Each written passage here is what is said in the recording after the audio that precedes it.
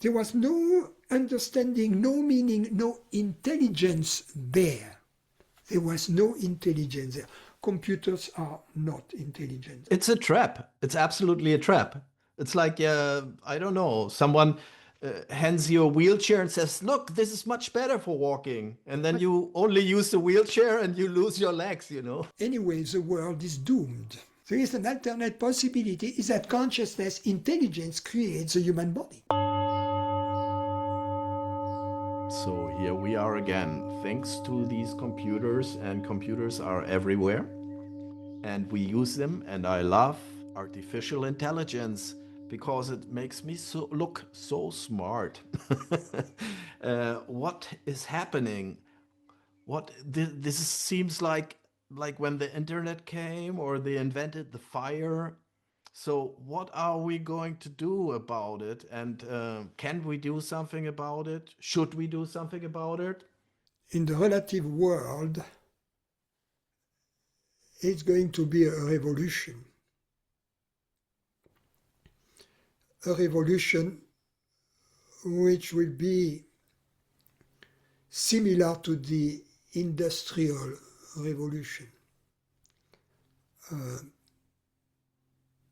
The Industrial Revolution was the mastery of energy.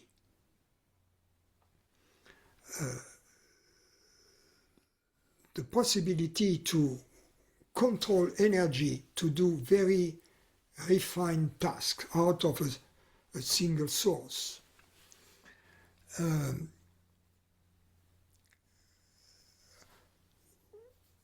The AI revolution is the natural evolution of the computer and digital era. It already started with computer. And artificial intelligence and these large learning models, they amplify, in a sense, the power of the computer and the power of the ability to store huge amount of information, and especially every form of information which is stored and used because it is based upon some form of language has a human source. And that's why this artificial intelligence tool sounds so human. They are not human, but they use information that has been created by humans, and their humanity comes from that place. And also, in a sense, it is to some extent a fake humanity. But I think there is something important about what is called intelligence. And the question is, are this model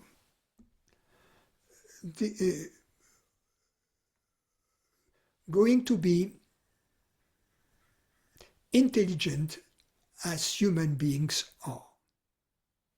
In a sense, they are going to be more intelligent, but we know that computers are already more intelligent than us if we talk about making calculations for this, or finding a specific data in a huge database. But regarding creativity, it's a different ballgame. So, this artificial intelligence ultimately boils down to computers. We can tap dance around this fact as much as you want, but at the very core of it, there are machines, and there are machines that kind of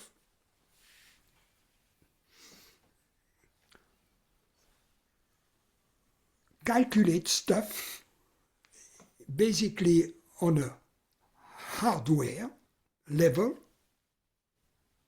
on a chip, so that's, but then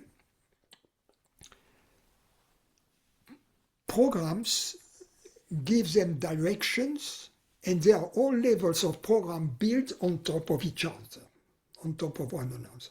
But at the very bottom of that, there are two things.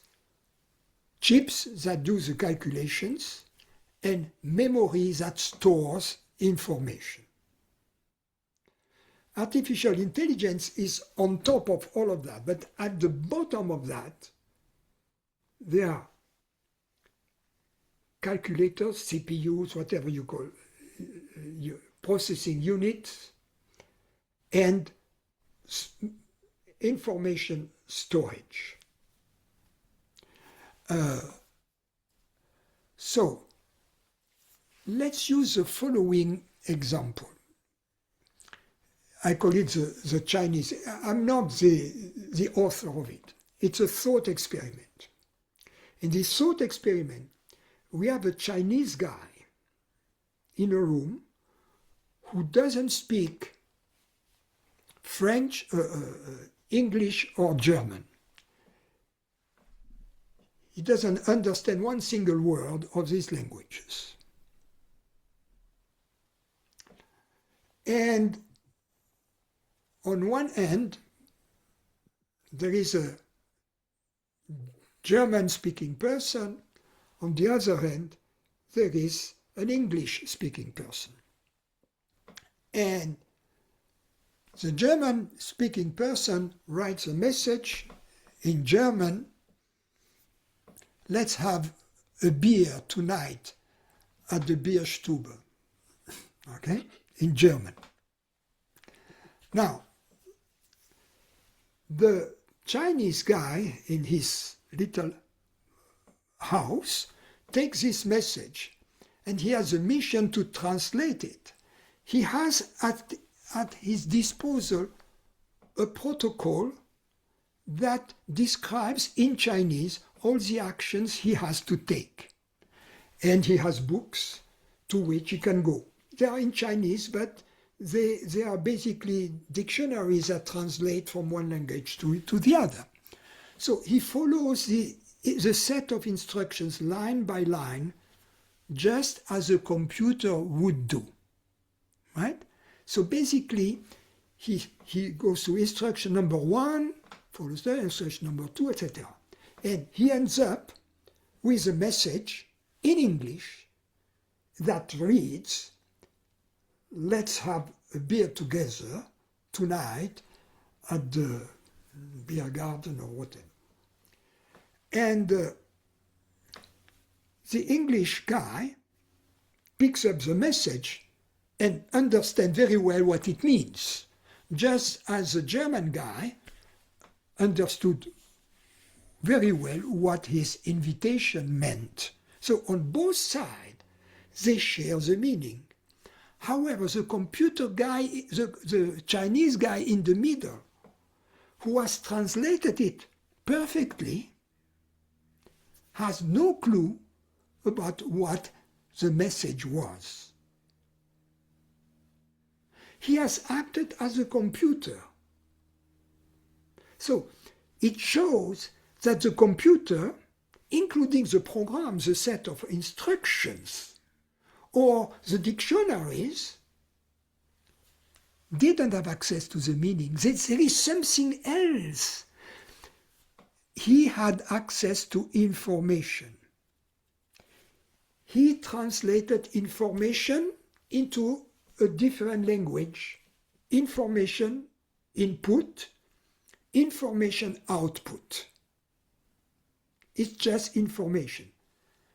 There was no access to meaning at any moment. So this guy acted as a computer. So it shows us, if this guy who was acting as a computer, why would a computer have access to meaning? So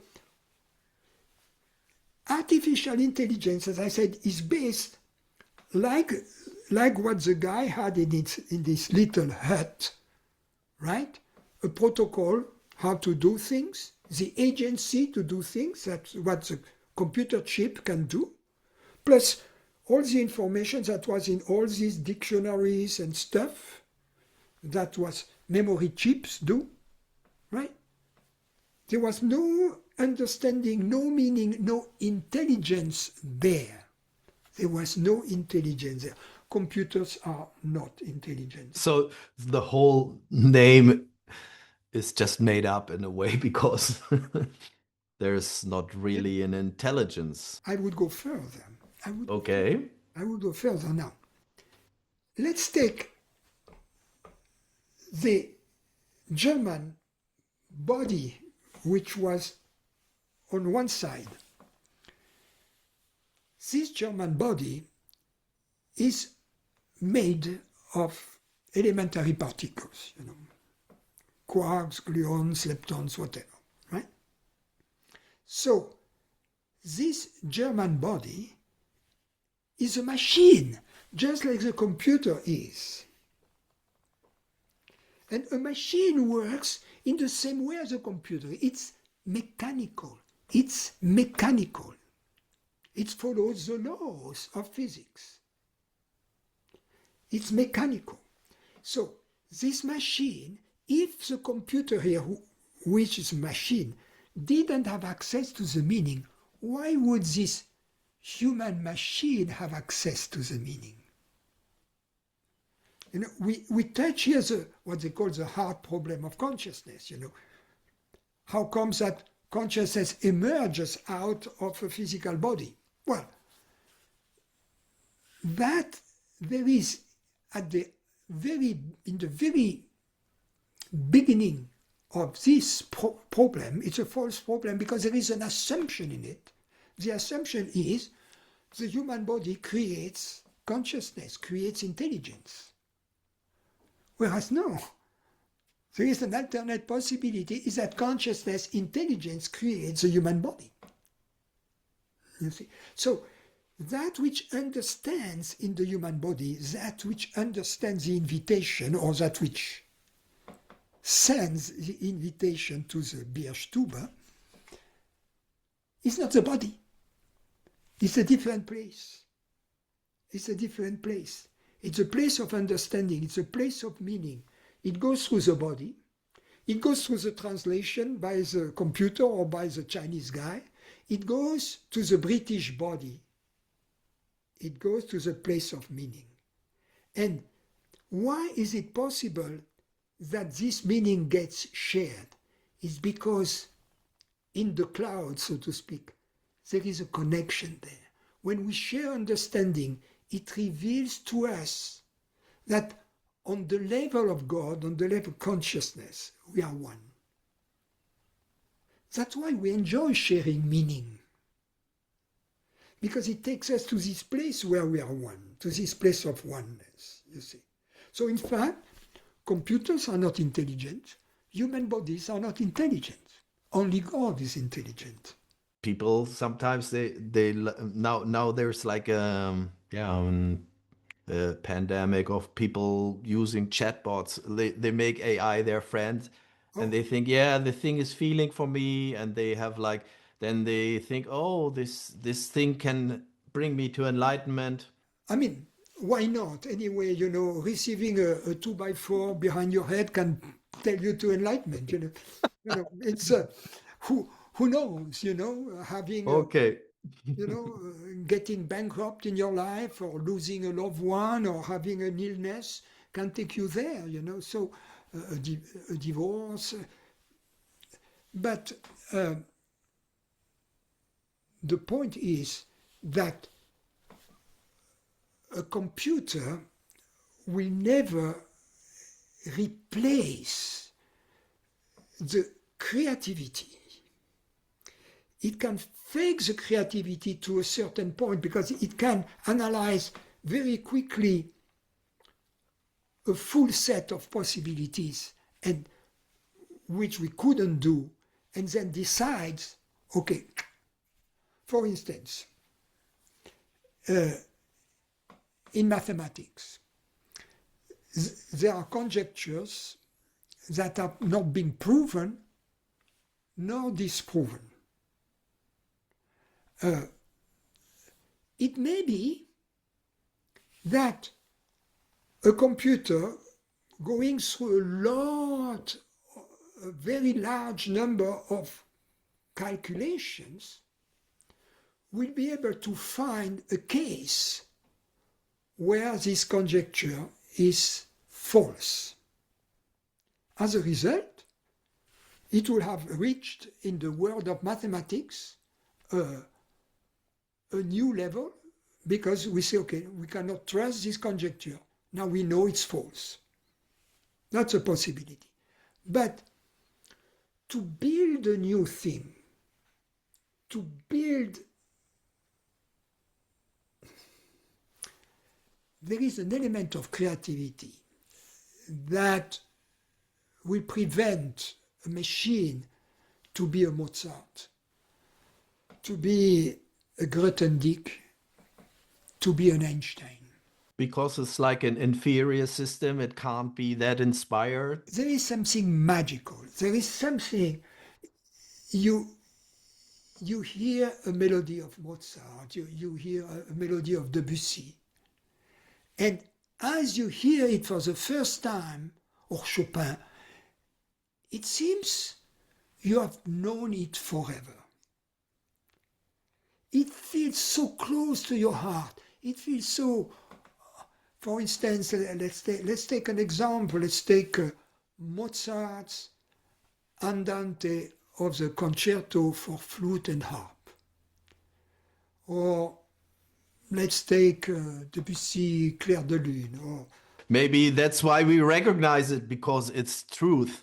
When we see truth, when we feel truth, there's some, yeah. But you need a little bit, if you do something which is purely harmonious, something is missing, because what is missing is a little bit of disharmony that will then get saved when you go back to harmony. It's like the cadenza. Yes.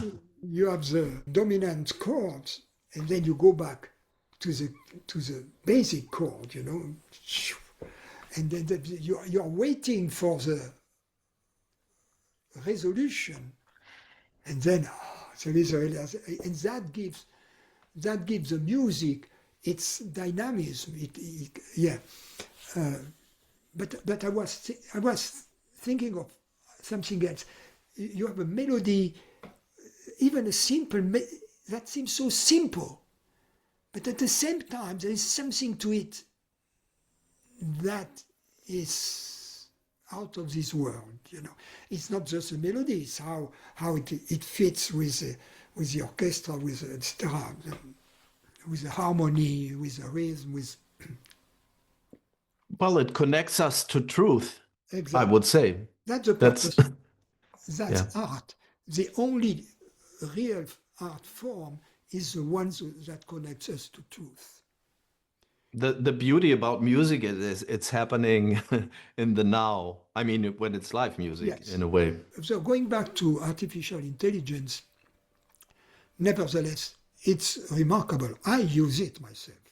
And I can feel that we have this natural tendency of treating it as a human being. Like I feel that I say thank you, or for instance, I feel bad if I make it wait. Let's say it asks me a question and I have to go somewhere to find the information, to give the information. I feel bad because, well, who cares, And then I don't have to say thank you. I don't have to apologize, but I treat it as a human. And that's a danger there. So it's like everything. Science is both the best of things and the worst of things. It may save lives. It may make our life much more comfortable. It makes us. It may free us ultimately from the chores so that our life can be devoted to really to truth, love, and beauty rather than toiling in the fields or whatever. But on the other hand, it can lead to absolute destruction, both moral destruction and even physical destruction. So, will mankind survive? Everything is accelerating. That's a problem. The power of the weapons we have available now and is absolutely terrifying.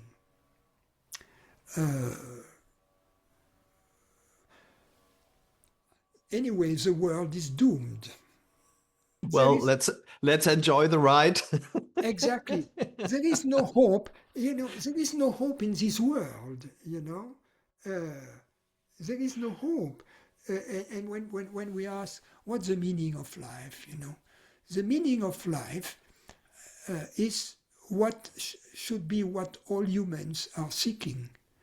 And all humans are seeking everlasting happiness, everlasting peace. So whether they are aware of it or not, through their actions, every of their actions is seeking God, whether they are aware of it or not. So the goal of the purpose of life, the goal is not in the world.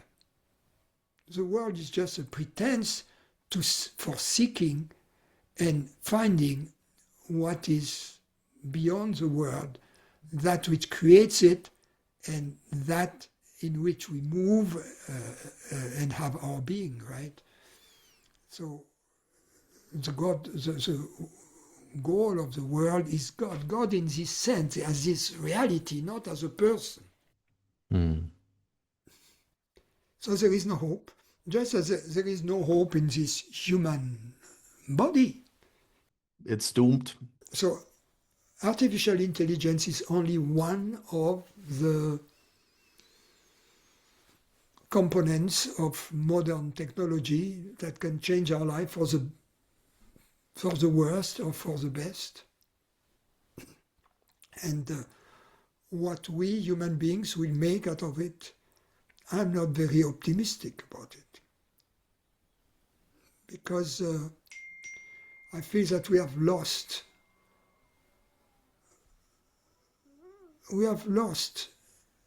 our spiritual dimension. It's a trap. It's absolutely a trap. It's like I don't know, someone hands you a wheelchair and says, "Look, this is much better for walking," and then But you only use the wheelchair and you lose your legs. You know. it's not new. It's not new.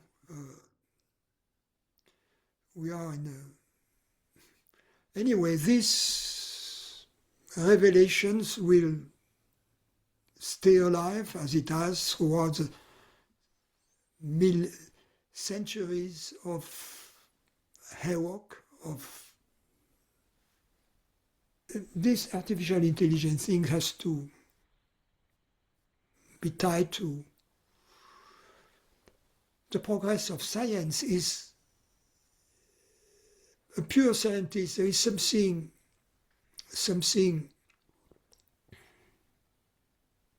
playful about it. It's a discovery, of what's next. And I understand that. The problem is that we are not ready for it on the level of ethics. Maria Curie, she was like working on radioactive stuff, and then they found out, well, it's not too healthy to do that. And now we're like on the same, but like everyone is Maria Curie. We have all the devices and we connect to something and we use it, and maybe it tells us, yeah, it's a good idea you kill yourself or you leave your wife, or it's a very good idea. And I tell you why. Because it's like sycophant, and it's yeah, it's mainly made by people those have maybe other goals than happiness. The world starts with each of us.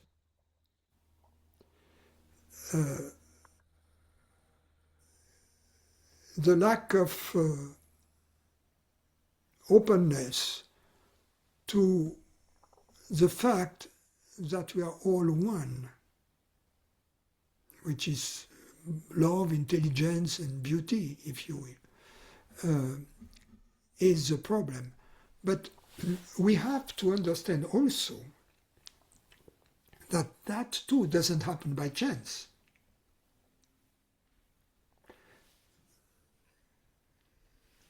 Ultimately, it's part of the universal design. It's meant to happen. It's just that we don't necessarily see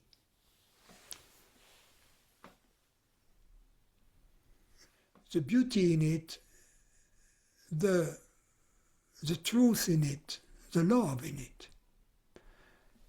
Because God's goal, so to speak, is not to make the world harmonious. The disharmony in the world is exactly measured to take each of us closer to God. So, from where we are, we cannot see the road ahead. You see, because we are on the road, we are not on the drone where we can see where it leads, you see. So that which leads to hell apparently may lead to heaven, and conversely, from our standpoint.